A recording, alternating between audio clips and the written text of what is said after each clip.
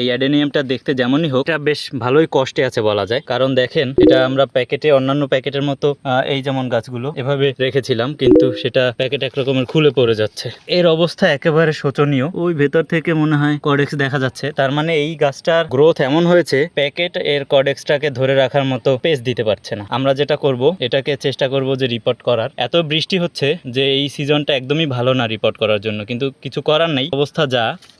যদি আরো খুলি, একে তো কাত হয়ে গেছে অন্যান্য গাছের তুলনায়, প্যাকেটে আর মাটি ধরে রাখার মতো অবস্থা নেই। চলেন আমরা দেখি এর কডেক্সটার অবস্থা কি, কডেক্সটা দেখতে কেমন হয়েছে। এখান থেকে যদি দেখি, এখানে কিন্তু আমরা শেকড় কেটে ফেলেছিলাম, মানে আস্তে আস্তে কডেক্সটাকে রিভিল করা হয়েছে। উপরে উঠিয়ে দেওয়ার পরে এই কডেক্সটা আস্তে আস্তে আরো মোটা হয়েছে। তো এই হচ্ছে কডেক্সের সামগ্রিক অবস্থা। আমরা দেখি, তো আমরা ক্যামেরাটা একটু হ্যান্ড ওভার করি, এরপরে দেখি যে আসলে কি হয়েছে কডেক্সটার। আমরা একটা সারপ্রাইজ আশা করছি এবং আপনারা একটু গেজ করুন যে আসলে এর কডেক্সটা কেমন হতে পারে। আমরা চলেন একসাথে রিভিল করি যে ভিতরে কি আছে। আমরা খুলতেছি, দেখতে পাচ্ছেন কিনা।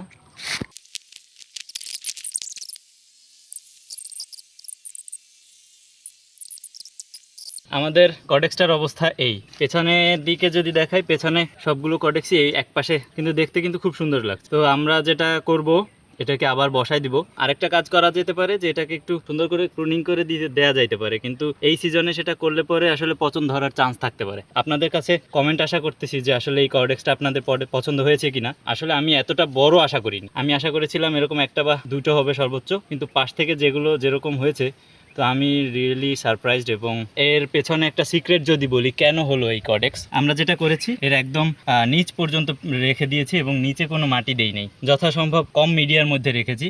তখন দেখা গেছে গ্রোথ ভালো হয়েছে, খাবার বেশি পেয়েছে। যত বেশি মিডিয়া দরকার ছিল তত বেশি মিডিয়া সে পায়নি, যে কারণে সে অনেক বেশি পানি ধরে রাখার জন্য তার কডেক্সটাকে বেশি মোটা করে ফেলেছে। তো আমরা আমাদের এক্সপেরিমেন্টের ক্ষেত্রে সফল হয়েছি বলা যায়। এটা হচ্ছে ধুয়ে ফেলার পরে অবস্থা, মাটি সরিয়ে নেওয়ার পরে পেছনটা হচ্ছে এরকম, মোটামুটি 4টা শিকড় মোটা হয়েছে এবং সবগুলোই একটা সুন্দর কডেক্সের রূপ নিয়েছে সব মিলিয়ে।